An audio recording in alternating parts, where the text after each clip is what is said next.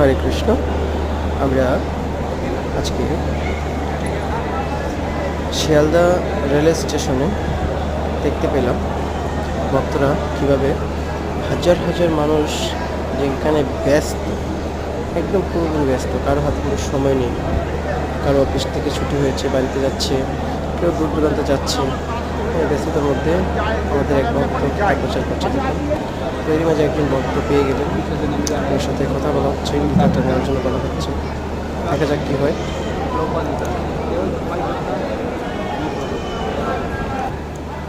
একটা গীতা প্রচার করতে হলে অনেক কথা বলতে হবে, অনেক কথা বলার পরে উনি নেয়নি। আবার আরেকজন খুঁজছে দেখি কেউ কোনো ভাগ্যবান আছে কিনা। গীতা নিতে হলে তো ভাগ্য দরকার আছে, ভগবানের অশেষ কৃপা আর যে স্বীকৃতি না থাকলে কখনো গীতা বাড়িতে পৌঁছায় না।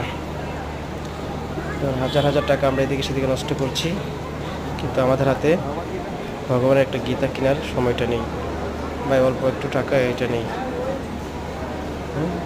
কত টাকা পয়সা কত দিকে খরচ হয়ে যাচ্ছে, যেটা আমাদের জীবনের ম্যানুয়াল, সেই জিনিসটা আমরা কিনতে চাই না। গীতাটা হলো আমাদের জীবনের একটা ম্যানুয়াল। আরেকজন ভাগ্যবান পেয়ে গেলাম আমরা, দেখি উনি কী করে। উনি দেখাচ্ছেন, প্রভু গীতাটা দেখাচ্ছেন ওনাকে।